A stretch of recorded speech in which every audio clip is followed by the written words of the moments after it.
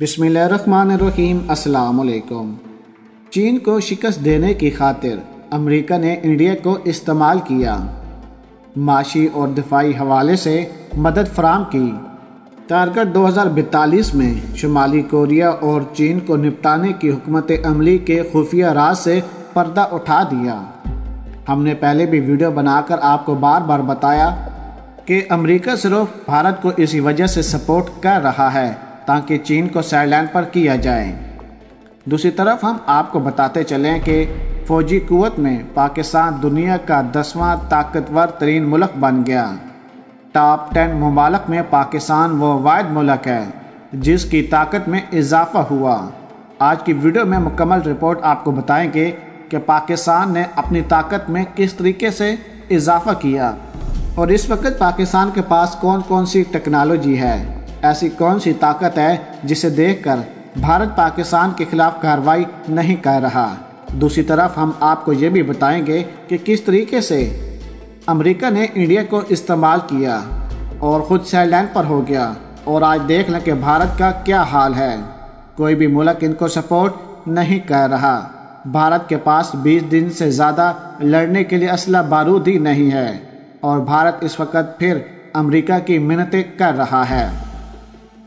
मज़ीद वीडियो को आगे बढ़ाने से पहले हमारी गुजारिश है कि जिन अहबाब ने अभी तक हमारे चैनल को सब्सक्राइब नहीं किया वो सबसे पहले हमारे चैनल को सब्सक्राइब कर दें और साथ में जुड़ी बेल आइकन को भी दबा दें ताकि न्यूज़ से रिलेटेड जब भी हम कोई वीडियो अपलोड करें वो सबसे पहले आप अहबाब को मिल सके। सबसे पहले तो हम आपको बताएंगे कि अमेरिका डूबती कश्ती है, जल्द या देर से इसने किस्सा माजी हो जाना है। इस वक्त ईरान, शुमाली कोरिया और चीन के अलावा रूस जैसी न्यूक्लियर ताकतें इसे चारों शाने चट कराने के लिए तैयार खड़ी हैं। न्यू वर्ल्ड आर्डर तैयार होने जा रहा है और आलमी जोग्राफाई भी अंगड़ाई लेने लगा है।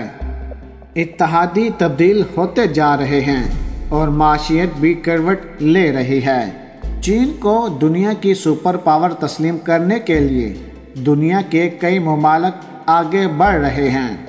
लिहाजा अमेरिका को नज़र आ रहा है कि इसने अगर अपना वजूद बरकरार रखना है तो चीन को सुपर पावर बनने से रोकना होगा। लिहाजा कभी वो ताइवान तो कभी ह्यूमन राइट्स का इशू बनाकर चीन पर तजारती पाबंदियां आयद करते जा रहा है। अमेरिका में इतनी हिम्मत तो नहीं कि वो चीन के साथ बरह रास्त जंग का महाज खड़ा कर ले।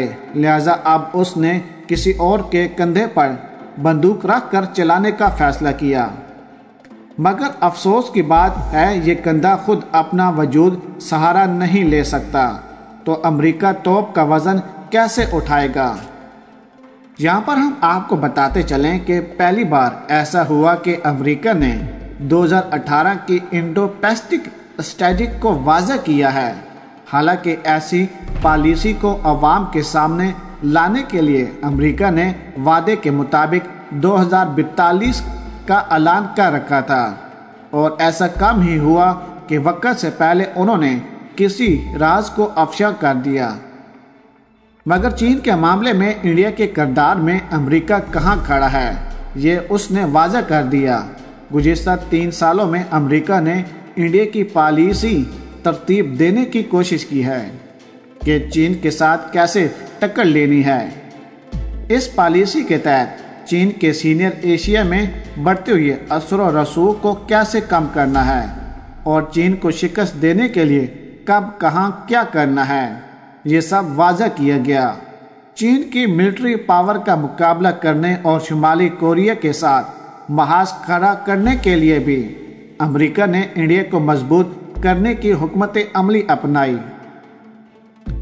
इंडिया को अपना बाजू बनाने की पॉलिसी 2017 में वाज़ह हो गई थी, जिसकी मंजूरी सदर ट्रंप ने 2018 में दे दी थी।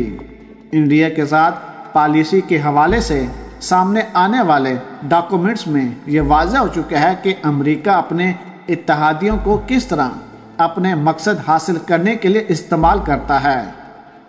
ख़ास तौर पर इंडोपैसिफिक में अमेरिका ने चीन और शुमाली कोरिया को शिकस्त देने की खातिर انڈیا کے کردار کیسے استعمال کیے، اس کے اوپر سے بھی پردہ اٹھایا گیا۔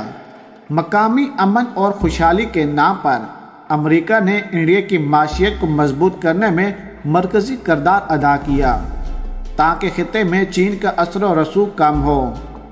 اس حوالے سے امریکہ کی کوشش یہی تھی کہ چین اس خطے میں معاشی حوالے سے کبھی بھی آگے نہ بڑھ سکے۔ امریکہ نے نہ صرف معاشی طور پر چین کو نقصان پہنچانے کی کوشش کی بلکہ دفاعی حوالے سے بھی اسے کمزور بنانے کے لیے انڈیا کو استعمال کرنے کا منصوبہ بنایا۔ امریکہ کے منصوبے میں بھی شامل تھا کہ چین کے فضائی اور سمندری حدود میں کمی لائی جائے، جس کے لیے روس، جاپان، تائیوان، فلپائن اور ملائیشیا کی بندرگاہوں کو مضبوط کرنے کا منصوبہ تیار کر لیا گیا۔